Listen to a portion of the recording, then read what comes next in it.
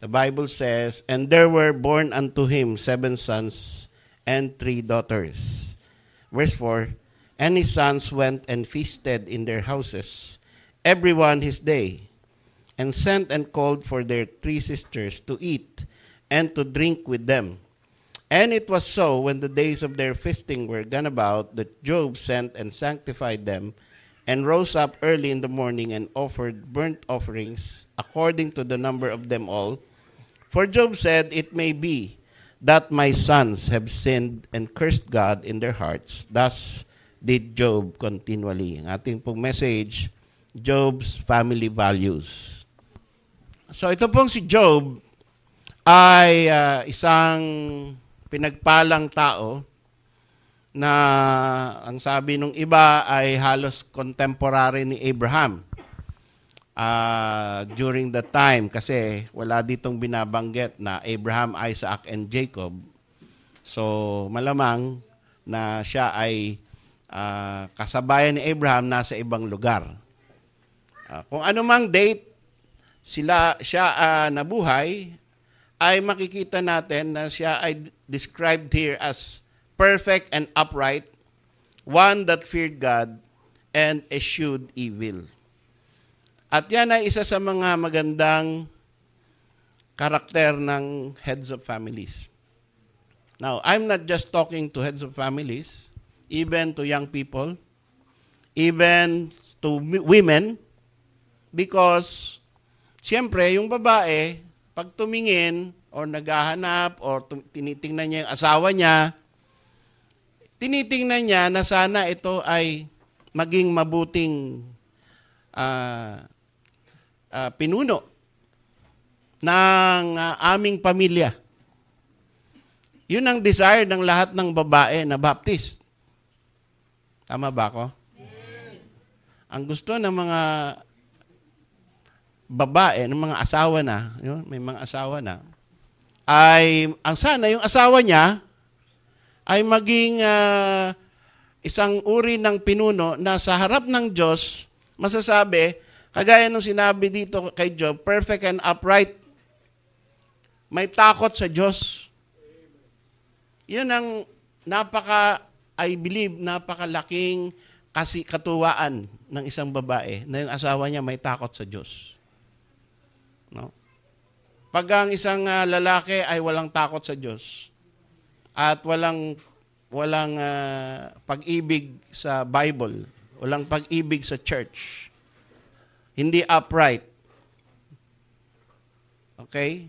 At hindi siya hindi siya nangingimi na gumawa ng kalokohan. Kagaya ni Job, sabi niya, one that eschewed evil. Nangingiwi siya. Pag kalokohan na, ayaw niya samahan.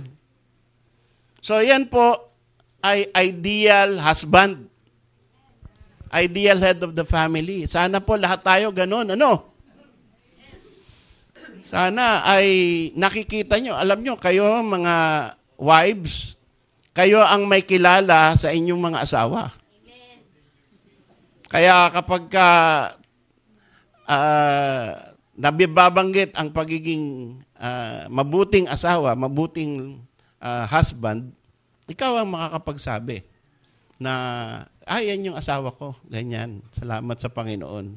By the grace of God, hindi ako nagkamali ng pinakasalan. Di ba? Yon ang masasabi mo sa puso mo. Sabihin nyo lang sa puso nyo, wag na sa bibig. Okay? At yung mga dalaga, syempre, yun ang dinidesire nila, kaya namimili yan. Namimili yan, nag-iintay yan, hindi na kung sino-sino na lang. Basta pogi, okay na yan. Tsaka na yan matatakot sa Diyos. Pogi na eh. Diba? Matangkad eh. Oh. May trabaho, pwede na yan. Marunong mag-support. Responsible. Oh. So, hindi. Para sa Panginoon, mga kapatid.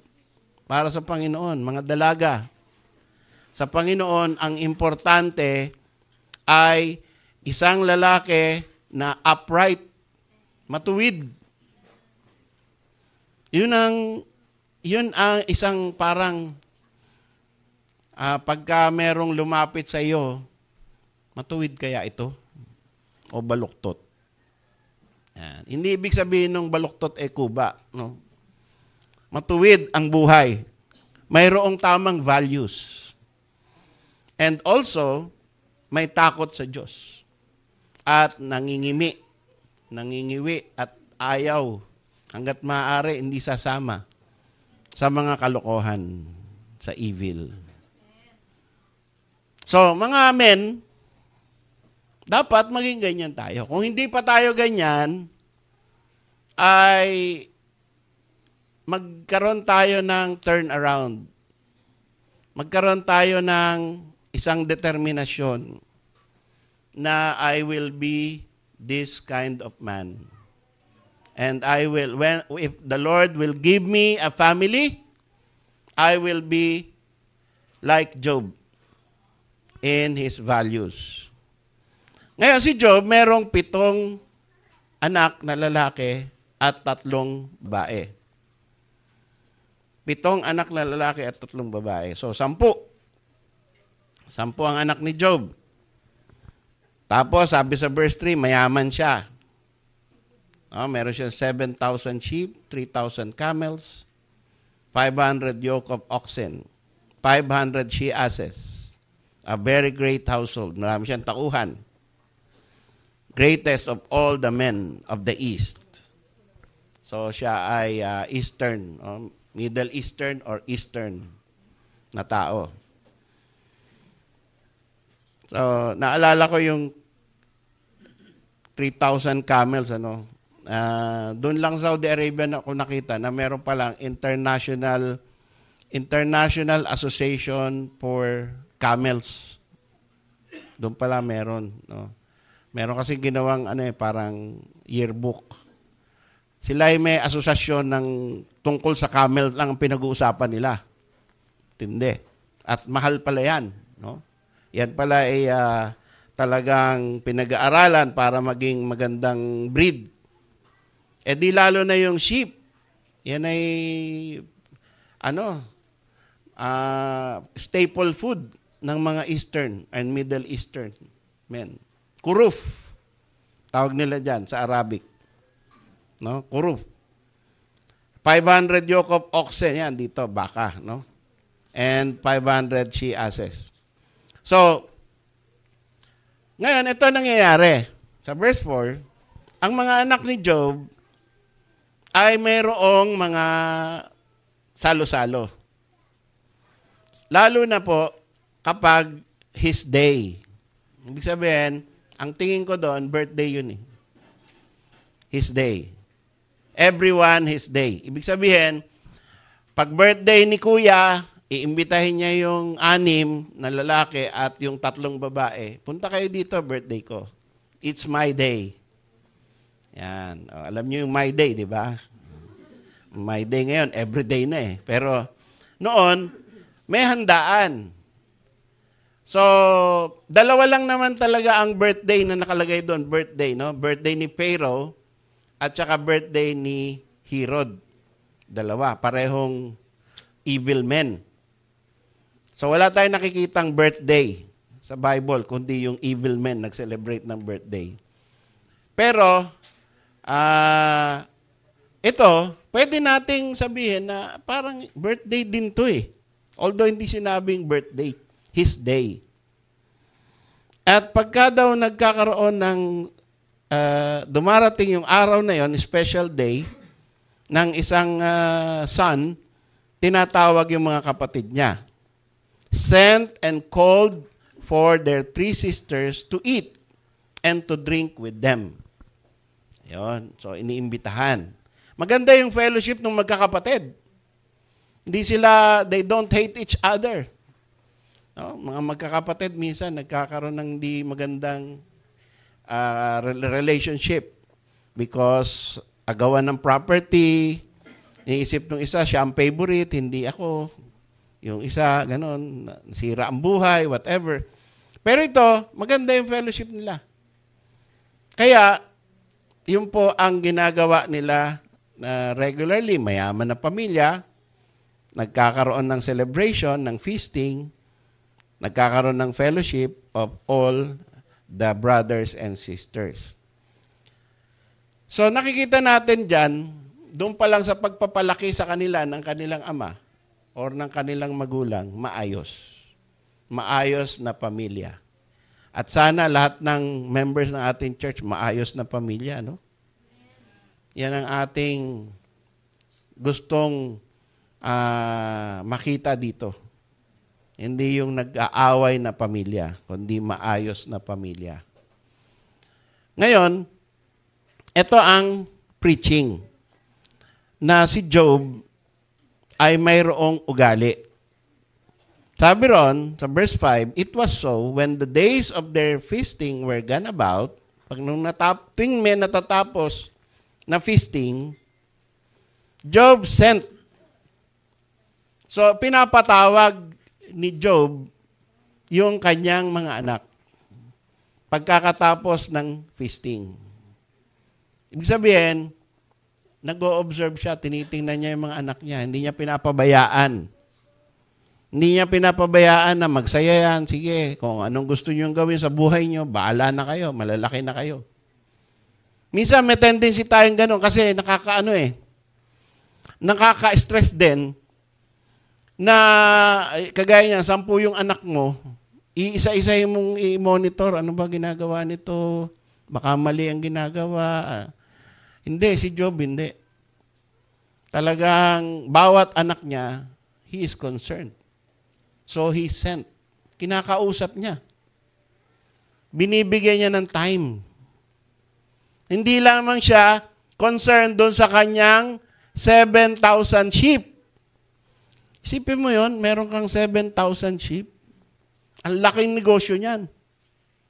3,000 camels. Ang laki, ang hirap pakainin yan. Ngayon, sabi mo, ay may mga tauhan naman yan eh. O, yung mga tauhan, ima-manage mo. Baka mamaya, hindi ginagawa, di nagkakamdamatay, magkakasakit. Paano yung feeds nun? Yung coordination nun? No? 7,000 sheep, 3,000 camels, 500 yoke of oxen. Kasing laki ito ng Magnolia Farm. No? So, ikaw ang head. Ikaw ang nagmamanage niyan. Tapos, meron ka 10 anak. Siguro, sabihin mo, yung nanay nyo na lang bahala sa inyo. Basta ako, dito ako sa negosyo, para mabuhay ko sa inyo. Kayo, para sa inyo to. Kaya wag nyo na akong pakialaman, wag nyo na akong expect na imo-monitor ko pa kayo, kakausapin ko pa kayo, basta magpakabait kayo. Pwedeng, ganun usually ang ginagawa ng mga negosyanteng tatay. Lalo na pag napakarami niya ng pera. Akala niya, mabibili niya ang kaligayahan ng anak niya doon sa dami ng perang ipinapasok niya at binibigay niya, nireregalo niya sa mga bata. Maliit pa lang, bibigyan na natin ng lahat ng klaseng toys. Lagi tayo sa toy factory, ano yan? Toy Kingdom. Yun. Oh, mag-enjoy ka dyan. Oh, buti na lang mahirap kami noon. Wala kaming Toy Kingdom. Pero, ngayon naman, mahirap pa rin tayo, no? So, iyan pagka marami kang pera, ang tendency ay bilihin mo yung kaligayahan ng mga anak mo. And be an absentee father. Kahit nandun ka, laki ng bahay mo, kanya-kanyang kwarto yan. Diba? Alam niyo yung may-ari ng Toyota franchise sa Saudi Arabia. Pagdadaan kami ron sa exit 10, makikita mo, may 4 na mosque, 4 na tore. Kasi 4 asawa niya So, bawat asawa niya, nandun sa isang compound, may kanya-kanyang mosque yun. So, sasabayin niya mag-pray yung mga anak niya siguro. O, iikutin niya yun. O, may schedule yun. Ang hirap nun, ano? Sipin mo, 4 asawa mo, 4 pamilya mo. Paano mo i-manage yun? Ito, isang pamilya, 7 anak, 3 lalaki, 3 babae. Sabi, He sent for them. He was a hands-on father, and he was talking to his sons and daughters, especially after feasting. After engaging in eat all you can, he sent for them, he summoned them to his presence, and he wants to talk to them. Hindi naman kailangan i-micromanage ang mga bata. No? Na kahit naghuhugas ng pinggan, pinapanood mo. Mali yan sabon ginamit mo.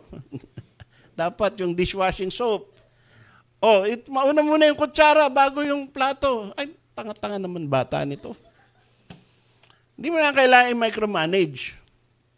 Pero, as head of family, kahit na ikaw ay busy sa trabaho, making money for your family, may time ka sa kids, may time ka sa, kahit malalaki na yan, kakausapin mo yan, i-check mo. At, ang pag-check mo, kasi, gusto mo, sila ay kagaya mo na upright, eschewing evil, fearing God. Hindi yung details ng kanilang trabaho, pag-aaral, pwede mo rin i-check yon. Pero, more than that, more importantly, about their walk with God. Yun ang chine-check. Yun ang importante. Your walk with God. Dito po, no, as a church, meron tayong mga absent.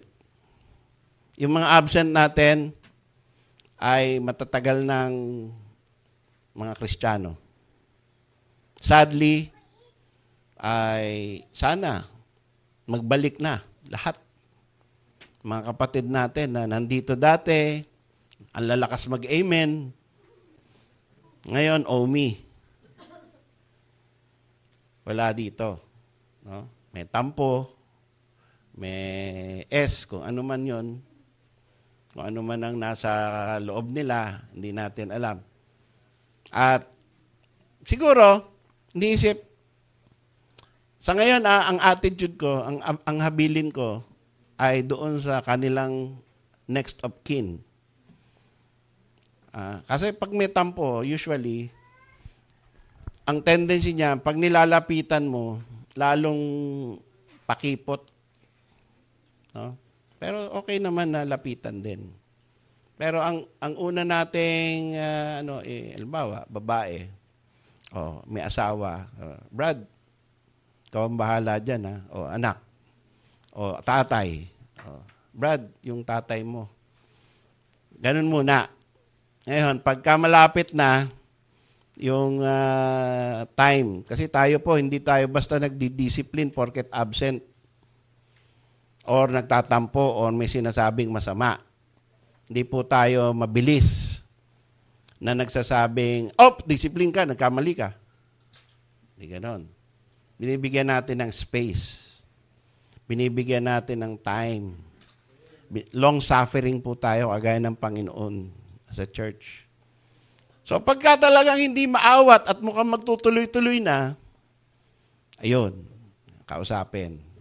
Tapos aawatin at sasabihin, Brad, balik ka na. Sis, balik ka na. Hindi mo ba namimiss ang church? Namimiss ka namin. Ganun. Una muna, yung messengers. Tapos, personal ng pastor. Tapos, yun na, susulatan natin. Hanggang sa, ayaw na talaga, ayun, church discipline. For the sake of restoration. Sabi ron, that he may be ashamed. Yun. Ang purpose nun, para mahiya siya sa sarili niya, mahiya siya sa Panginoon, bumalik siya. Ma-restore. Hindi para parusahan. Wala po tayong karapatan magparusa ng member. O ganun din naman, sa mga head of family, no? Ang attitude po natin, Kung kayo ay parang tinatampuhan ng inyong anak, huwag niyong parusahan. Huwag niyong palayasin at sabihin, ayoko na makita pagmumukha mo rito. Simula ngayon sa araw na to, hindi na kita, anak! Dan, dan, dan. Madrama ang buhay niyo pagka ganun. Ano? Kundi, bigyan mo ng space. Pero alalay. Bigyan mo ng time na makahinga siya. Huwag mong sakalin. Pero always, ang reach out mo sa kanya is to restore. Because it is for the glory of God that you have a family, united family, serving the Lord. Yan ang attitude ni Job. Kaya he sent for them. He sent for them so that baka nagkakamali kayo sa inyong mga piging. Baka may ginagawa na kayong hindi maganda sa inyong piging. So, the next thing, number 2, Job not only sent for them, he sanctified them. He sanctified them. At ano yun ang sabi? It was so when the 8 days of their feasting were gone about, Job sent and sanctified. Ano ba yung sanctified? He pronounced a blessing. Diba? Ang isang tatay, alam nyo, meron niyang, hanggang ngayon, binibigyan tayo ng special favor ng Panginoon to bless our children. No? Kaya nga, tama yung pagka halimbawa mag-aasawa na, no? You seek the blessing of your father and your mother.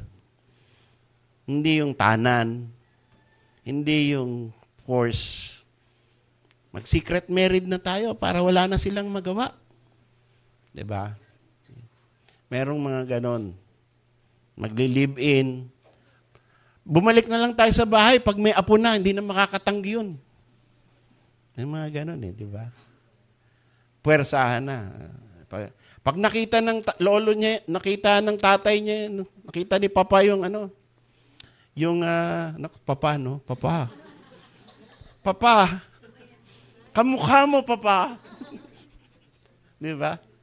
Hindi na makakanihan, mamahalin niya na yan, apo niya yan Yun. So, hindi ganun. We seek the blessing of our fathers and our mothers.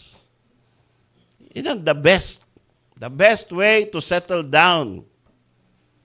Because merong favor ang Panginoon doon sa nag-i-step ka sa major time of your life with blessings from your parents.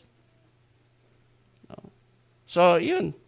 Sanctified them. Job sanctified his children to pronounce a blessing, to lift them up to the Lord, to know what happened so that he can be of help to them, to encourage them to be separate because they are children of the Most High God. And do not be like the world when you celebrate your birthdays. Diba? Yun ang magandang role ng isang godly father. Huwag niyong gayahin ng mundo. Pagka kayo nagse-celebrate, porket nakita nyo na paano mag-celebrate, paano mag-debut. Oh, ako din. Meron din akong 7 candles at saka 7 roses. At saka gusto ko sa Manila Hotel din. At saka gusto ko may lahat. No? Kaya mo, okay pero kapag not needed really. Kundi, tingnan mo yung kapupuri sa Panginoon. Unang-unang i-consider mo, kung meron kang pera, tapos magse-celebrate ka ng birthday, ay tatawagin ko si pastor para mag-preach. O hindi kaya kung busy si pastor, yung ibang deacons. This is a time to share the gospel. Wow, may pera ako, may panggastos ako. Meron akong pambili ng pagkain para sa aking mga kaibigan. Wow, this is a time for evangelism. Yun ang nasa mind mo, hindi yung time na, this is my day. Hangaan naman nila ako ngayon. Araw ko ngayon.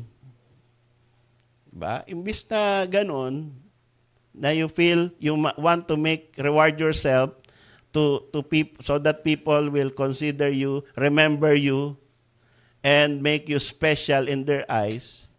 It is a time, yung feasting na yan, for your day, it is a time so that people will know the Lord. Kung wala kang pera, it is a time na, oy, birthday ko eh. Pwede namang pagbigyan nyo ako. Sama kayo sa linggo sa church. Doon ako magse-celebrate ng birthday. Wala kang pera. Tamang-tama, libre pagkain dito pag linggo. Oh, yan, handa ko yan. Kain lang kayo, ha? Oh, di ba? Sabihin mo lang sa akin, Pastor. Sabihin mo, handa ko yan, ha? Of course, hindi ganun. Pero, you get my point. Na, pwede kang mag-invite na hindi mo kailangan gumastos ng malaki. Ang importante sa mind natin, baka pagbigyan ka kasi birthday mo naman. Anniversary mo naman. Anniversary naman ng church. Anniversary naman ng parents mo. Yung mga ganong special occasion ay pwede nating i-utilize. That is so that men will be driven to fear God. So Job sanctified them. Job did not only look at their financial well-being, but most importantly, their spiritual well-being. He saw to it na they are not like other children or sons and daughters. We should live a sanctified life, separated from the world. Kahit sabihin nila na killjoy ang mga Baptist, no?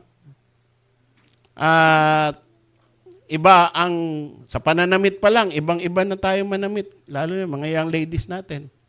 Diba? Oh. Although may mga Baptist ngayon na uso na yung maigsi din.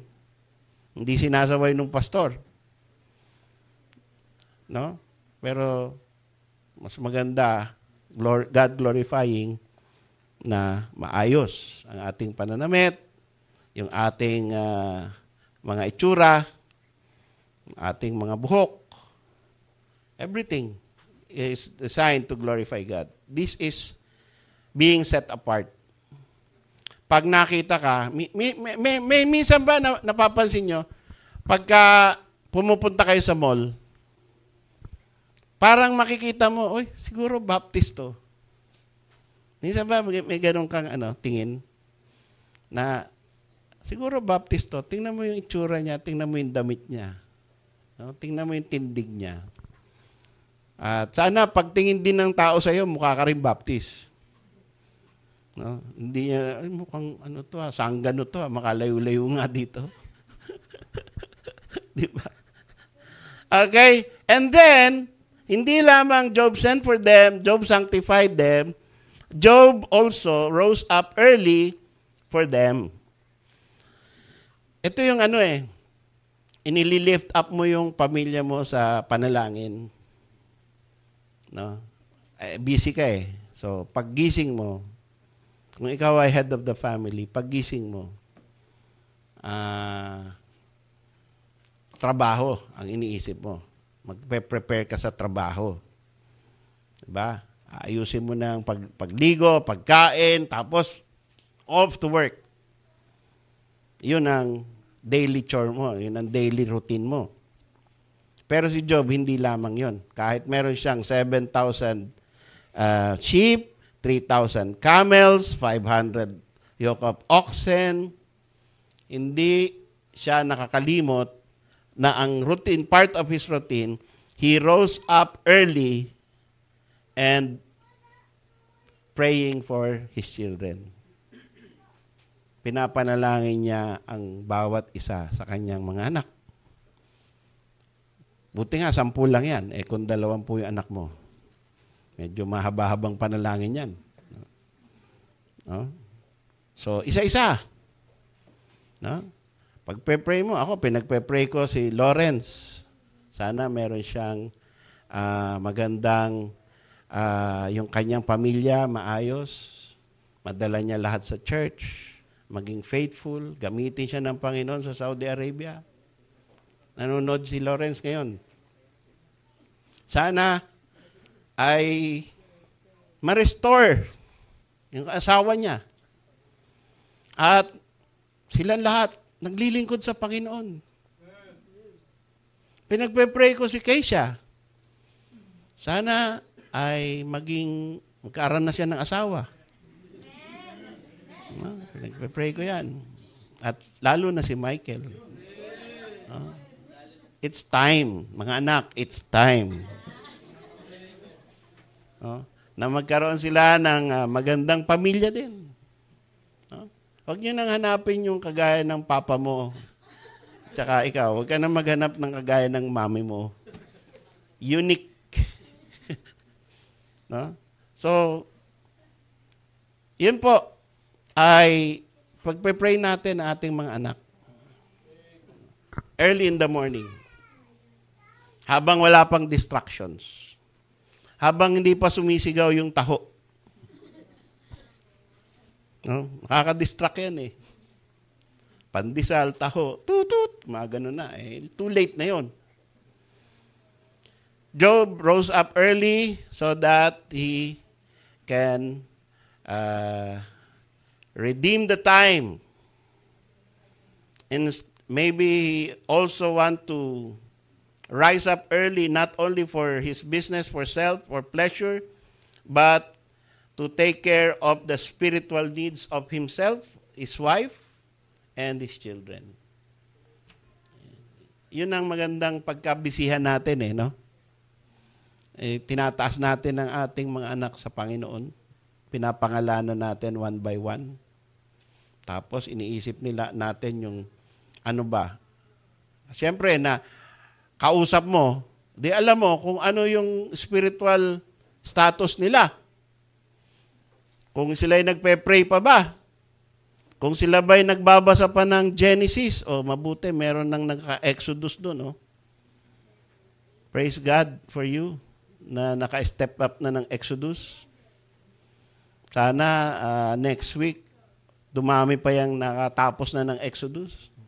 Yung iba, blank pa, At kaya ako pinalagay yan dyan, makita nyo yung pangalan nyo na hindi nyo patapos yung Genesis. Diba?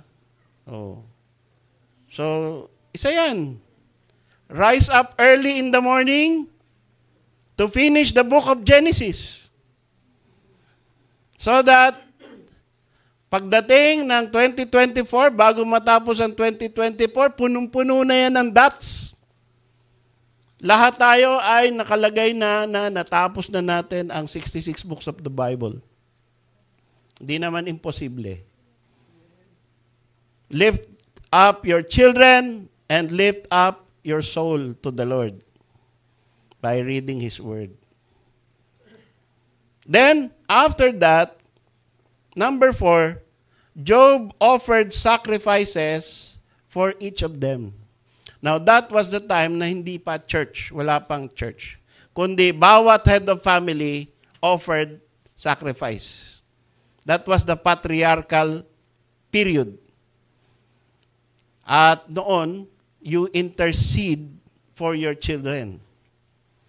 Meron pong intercessory function ang head of the family.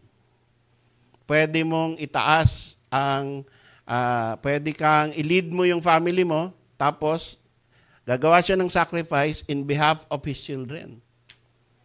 And that is acceptable to the Lord. Bakit? Sabi rito, it may be that my sons have sinned and cursed God in their hearts. Ayaw niyang manatili na wala man lang nagpe-pray para sa kanyang mga anak, walang bibigay ng appeasement sa Panginoon para sa kanyang mga anak, na nakikita ng langit na yung kanyang mga anak ay mga palalo.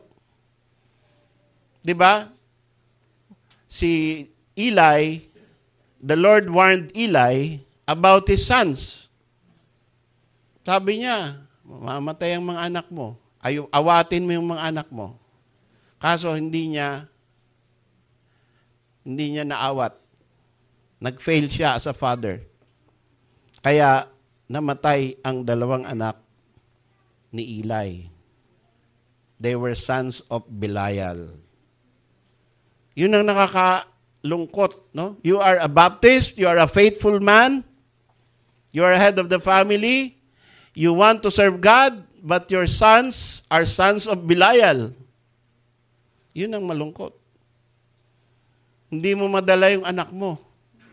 Merong ibang klaseng takbo ang kanyang utak. Siya ay anak ng dyablo. Ang pinaglilingkuran niya ay kaaway ng Diyos.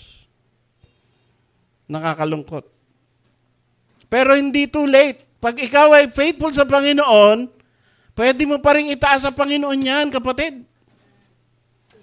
There's always a reconsideration. There's always something that we can do na kahit na hindi na kaya ng confrontation between you and your child or your son and daughter, hindi na kaya ng argument, hindi na kaya ng debate, hindi na makikinig sa'yo. Kagaya ni Sister Ruby, of legal age na. Nasa tamang edad. No? Hindi na makikinig. So, panalangin mo na lang siya. Itaas mo sa Panginoon ang kanyang pangalan. Job offered sacrifices for each of them. That is the highlight of Job's early morning activity, the offering of sacrifices. So that, consider ng Panginoon na kung sino man sa kanila ang may ginawang mali, may ginawang kalokohan, the Lord will help them to recover. So yan po ay pwede nating gawin. Sa panahon ngayon, pag-pray natin ang ating mga anak, pagkatapos natin kausapin, pagkatapos bigyan natin taas natin sila sa Panginoon, at sabihin natin, Lord, kung may nagawang mali ang anak ko, pinapanalangin ko po siya. Help me. Guide me. And help him. You are the one who can reach him. You can reach her. And baguhin ang puso ng anak ko para siya ay tumino, umayos, at tumawag sa iyong pangalan. Meron tayong meron ako naririnig na mga Baptist pastors na ang mga anak, mga suwail. No? Pastor pa. Ay lagi sinasabi yan. Anak ka pa naman ng pastor? Ganyan ang ugali mo? So, nakakahiya. Pero ganun din naman kahit di anak ng pastor, anak ng member, anak ng Bible believer, anak ng Baptist. Tapos iba ang takbo ng buhay. What happened? Baka naging masyadong busy tayo sa paggawa ng pera. Baka naging masyado tayong busy sa ating personal na interests. We don't send for our children to talk to them about Christ. We don't sanctify them in prayer. We don't encourage them to walk with us. We don't rise up early to pray for them. We don't spend time with them to read the Word of God. So, yun po ay pagkukulang ng isang tatay at ng isang nanay na pwede pa nating i-rectify hanggat buhay pa tayo. Kung nagkamali tayo in the past, gayahin natin si Job, pumunta tayo sa buhay na ginawa ni Job, gayahin natin, and I believe because God is alive, He can give us favor para yung ating pamilya ay umayos. At ito ang the best. The fifth point dito sa ating message. Thus did Job continually. Lagi niyang ginagawa.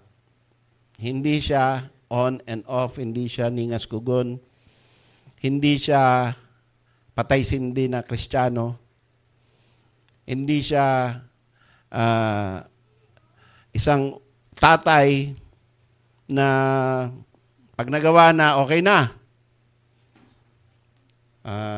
Nagawa ko na yung papel ko sa inyo.